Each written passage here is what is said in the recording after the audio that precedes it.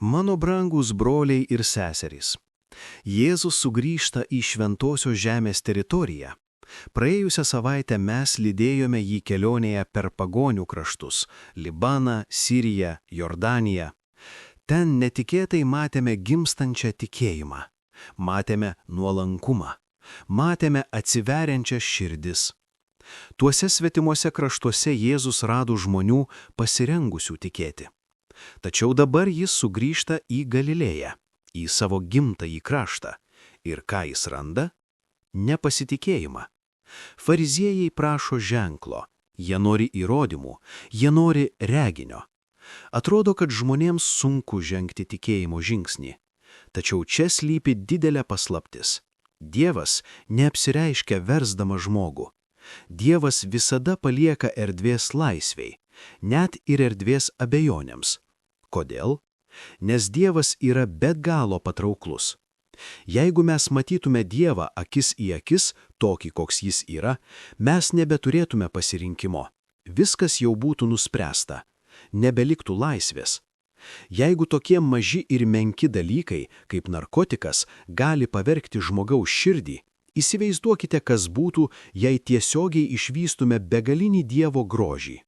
Tačiau Dievas nori būti mylimas laisvai. Jis nori būti mylimas dėl jo paties. Todėl jis daro stebuklus, o paskui pasislepia, duoda ženklą ir pasitraukia. Kodėl? Kad mes jo ieškotume, kad sektume juo ne dėl naudos, ne dėl stebuklų, ne dėl gerovės, bet dėl jo paties. Tikrasis stebuklas, kurį Dievas nori padaryti, nėra išorinis.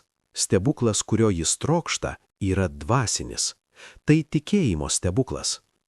Šiandienos Evangelijoje, deja, fariziejai patiria nesėkmę.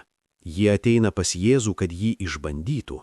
Kaip velnias gundė jį dykumoje, taip dabar jie gundo jį prašydami ženklo. Ir Jėzus giliai atsidūsta. Tai liūdnos žmogaus atuodusis. Atuodusis to, kuris sutinka uždaras širdis. Ir tada įvyksta kažkas labai stipraus. Palikęs juos, Jėzus vėl įlipo į valtį ir nuplaukė į kitą krantą. Jėzus išeina, jis vėl pasitraukia. O kur jis eina? Į Cezarėją Pilipo, prie Jordano ištakų. Ten jis ras tai, ko ieško – skaidrų tikėjimą, Petro širdyje. Ant šio tikėjimo jis pastatys savo bažnyčią. Šiandien klausimas skirtas mums. Ar mes prašysime ženklų, ar žengsime tikėjimo žingsnį? Atsakykime došniai. Duokime Jėzui tai, ko jis iš tikrųjų ieško. Širdį, kuri tiki. Te laimina jūs Dievas.